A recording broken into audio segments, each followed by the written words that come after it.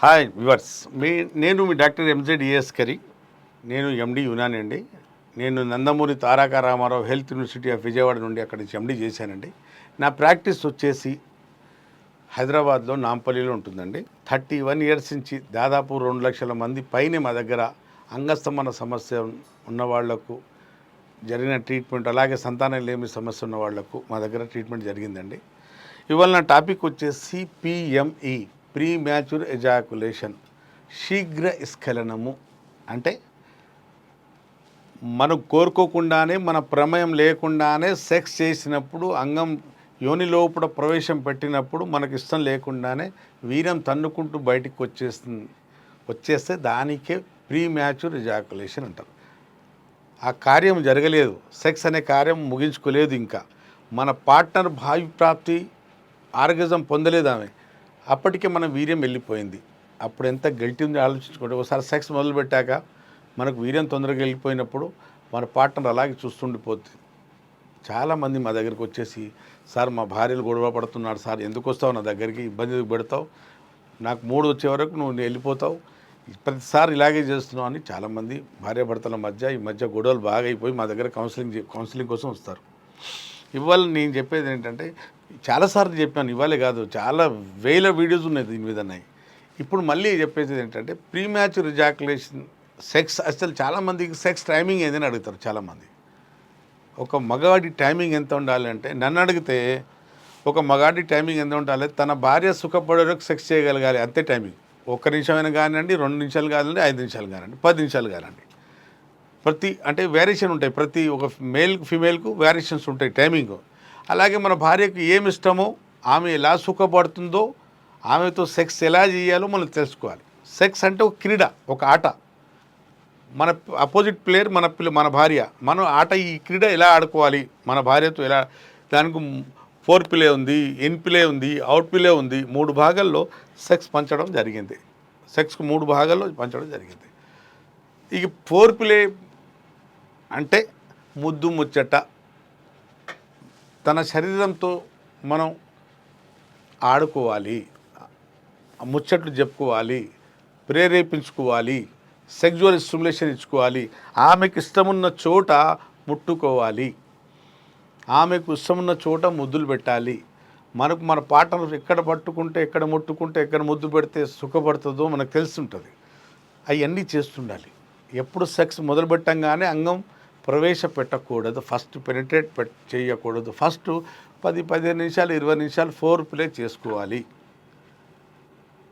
ఆమె బాగా ప్రేరేపించినప్పుడు, ఆమెకు బాగా స్టిమ్యులేషన్ కలిగినప్పుడు, ఆమె కళ్ళు మైకంగా వచ్చినప్పుడు, మనం ముద్దులు పెట్టేటప్పుడు, మనం గట్టిగా కౌగులించుకునేటప్పుడు, అప్పుడు అంగం ప్రవేశపెట్టాలి, పెనిట్రేట్ చేయాలి.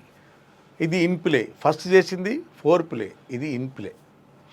ఇన్ ప్లే ఇప్పుడు మనం సెక్స్ చేస్తున్నాం, మనకు ఒకవేళ వీర్యం బయటికి వచ్చేస్తున్నట్టు కనిపించింది అనుకోండి, మన అంగం బయటికి తీసుకొని మళ్ళీ ఒక 2 సెకండ్లు మళ్ళీ పెట్టేయండి. స్టార్ట్ అండ్ స్టాప్ చేసుకుంటూ సెక్స్ చేయండి. అప్పటికీ మీకు వీర్యం తొందరగా వెళ్ళిపోయింది అనుకోండి, అలాగే భార్య పైన లోపలిని అంగం పెట్టుకొని ఆమె పైనే ఉండి యోని భాగానికి మన ప్యూబిక్ రీజన్కి ఇలా ర్యాపిడ్ చేసి పైన దానికి ఫస్ట్ 4 ప్లే, రెండోది ఇన్ ప్లే, మూడోది అవుట్ ప్లే, అలాగే పైన ఉండి యోని భాగానికి రాపిడి చేయండి మీ ప్యూబిక్ రీజన్తో. వాళ్ళు కూడా సుఖపడతారు. అయినా మీకు సుఖపట్టలేకపోతున్నారు అనుకోండి, అంటే మీకు సమస్య ఉన్నట్టే. చాలామంది ఈ మధ్యకాలంలో మా దగ్గర వచ్చే కేసులు ఏంటంటే, నాకు ప్రీమ్యాచ్యూర్ ఎజాకులేషన్ ఉంది సార్, నాకు శీఘ్రస్ఖలన సమస్య ఉంది సార్ అని వస్తున్నారు. కానీ వాళ్ళకు ఈ సమస్యతో ఇంకో సమస్య కూడా ఉంటుంది. ఈ మధ్యకాలంలో చాలామంది చూస్తున్నాం, అది సెన్సిటివ్ పెన్నిస్. అంగం స్పర్శ బాగా పెరిగిపోవటం వల్ల అంగం ప్రవేశపెడుతున్నప్పుడే ఈ భాగం చాలా సెన్సిటివ్గా ఉంటుంది కదా, యోని వెచ్చతనం తగలంగానే వీర్యం తన్నుకుంటూ బయటకు వస్తుంటుంది, మన ప్రేమం లేకుండానే బయటకు వచ్చేస్తుంటుంది. ఇప్పుడు డాక్టర్లు ఏం చేస్తారంటే, ప్రీమ్యాచ్యూర్ ఎజాకులేషన్ కోసం మందులు ఇస్తారు. కానీ సమస్య ఇక్కడ వేరేది ఉంది. సెన్సిటివ్ పెనిస్ అనే సమస్య ఉండడం వల్ల ఈ శీఘ్రస్ఖలన సమస్య పోవట్లేదు. ఎన్ని మందులు వాడుకున్న పోవట్లేదు. మా దగ్గరకు వస్తారు, సార్ నేనైతే 20 సంవత్సరాలు 25 సంవత్సరాలు 30 సంవత్సరాల నుంచి వాడుతూనే ఉన్నాను సార్. ఇప్పటి వరకు నా ప్రీమ్యాచ్యూర్ ఎజాకులేషన్ అనే సమస్య, శీఘ్రస్ఖలన సమస్య పోలేదు, అలాగే ఉంది. 10 సార్లు సెక్స్ చేస్తే మా ఆవిడ ఒకసారి 2 సార్లు సుఖపడితే పడవచ్చు సార్. నేను ఈ సమస్యతో నేను బాధపడుతున్నాను. ఈ సమస్య నాకు దాదాపు 20-30 సంవత్సరాల నుంచి వేధిస్తుంది సార్ అంటుంటే జనాలు అంటూనే ఉంటారు ఈ మాట. అయితే ఇప్పుడు ఏంటంటే పిఎంఈ ప్రీమ్యాచ్యూర్ ఎజాకులేషన్ సమస్యకు మంచి మందులు ఉన్నాయండి. ఇప్పుడు చాలామంది ఇప్పుడు సర్వేస్ వచ్చింది, దీని మీద చెప్తానండి. మన ఇండియన్స్లో ఒక 2500 మంది స్త్రీల మీద ఒక స్టడీ చేశారండి. వాళ్ళకి ఎంతసేపులో డిశ్చార్జ్ అవుతుంది, వాళ్ళు ఆర్గజం పొందుతారని, సెక్స్లో వాళ్ళు ఆర్గజం పొందుతారంటే 15 నుండి 20 నిమిషాలు చెప్పారండి. 2500 మంది స్త్రీలు అన్న మాట ఏంటంటే, మాకు 15 నిమిషాల నుండి 20 నిమిషాలు 25 నిమిషాలు పడుతుందండి సెక్స్లో భావి ప్రాప్తి కలగటానికి, మాకు ఆర్గజం కలగటానికి. అంత టైం ఒక మగవాడు సెక్స్ చేయగలుగుతాడండి? చేయలేడు కదా. కాబట్టి సెక్స్కి 3 భాగాల్లో పంచుకోవాలి. Four play, in play, out play. చాలామంది ఇప్పుడు అంగం పెడుతున్నప్పుడు వెళ్ళిపోతుందంటే వాడికి సెన్సిటివ్ పెనిస్ ఉన్నట్టే. ఇప్పుడు కొందరు స్త్రీలు తన పార్ట్నరు అంగానికి పట్టుకోగానే చేయి తగలంగానే వీరం తన్నుకుంటూ వస్తుంటుంది.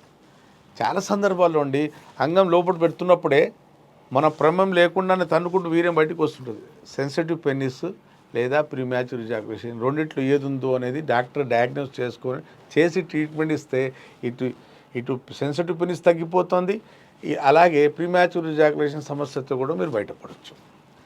ప్రీమ్యాచ్యూర్ ఎజాకులేషన్ సమస్యకు ముఖ్య కారణం ఏంటంటే హస్తప్రయోగమే, బూతు సినిమాలే, పోర్న్ వీడియోస్.